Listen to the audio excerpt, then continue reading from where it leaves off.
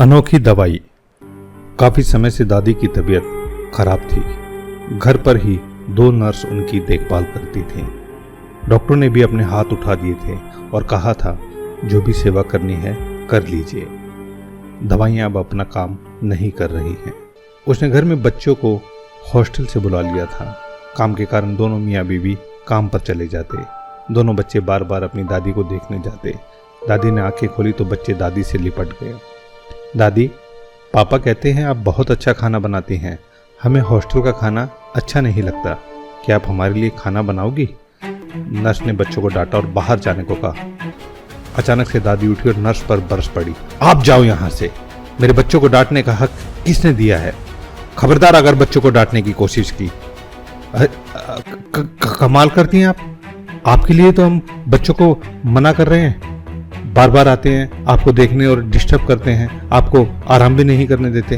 अरे इनको देखकर मेरी आंखों को और दिल को कितना आराम मिलता है तू क्या जाने। ऐसा करो, मुझे नहाना है, मुझे बाथरूम तक ले चलो। नर्स हैरान और अवाक थी। कल तक जो दवाइयाँ काम नहीं कर रही थी और आज ये इतना चेंज। सब समझ के बाहर था जैसे। नहाने के बाद दादी ने नर्स को खाना बनाने में मदद को कहा। नर्स ने पहले तो मना किया, फिर कुछ सोचकर वह मदद करने लगी। खाना बनने पर बच्चों को बुलाया और रसोई में ही खाने को कहा। दादी, हम जमीन पर बैठकर खाएंगे और वो भी आपके हाथों से। मम्मी तो टेबल पर खाना देती है और खिलाती भी नहीं। दादी के चेहरे पर खुशी थी। वह बच्चों के साथ बैठकर उन्हें खिलाने लगी। बच्चों ने दादी के मुंह से निवाले लिए। दादी की आंखों में आंसू बहने लगे। दादी, आप रो क्यों रही हैं? दर्द हो रहा है क्या?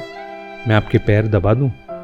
अरे नहीं, ये तो बस तेरे बाप को याद करके आ गए थे आंसू। वो भी ऐसे ही खाता था मेरे हाथों से।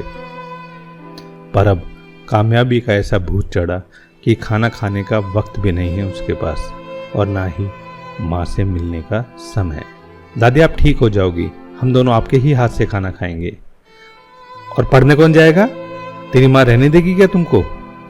दादी, अब हम कभी नहीं जाएंगे, यहीं रहकर पढ़ेंगे। दादी ने बच्चों को सीने से लगा लिया। नर्स ने इस इलाज को कभी पढ़ा ही नहीं था जीवन में। अनोखी दवाई थी यह, अपनों का साथ हिल मिलकर रहने की।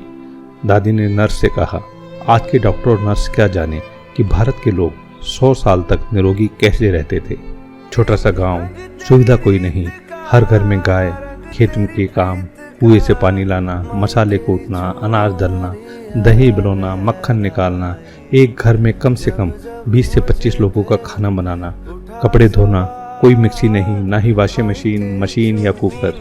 फिर भी जीवन में कोई रोग नहीं, मरते दिन तक चश्मे नहीं और दांत भी सलामत। ये सभी केवल परिवार का प्यार मिलने से होता था। नर्स तो ये सुनकर हैरान रह गई और दादी दूसरे दिन ठीक हो गई। आइए बने हम भी ऐसी दवा अपनों की। अपने तो अपने होते हैं।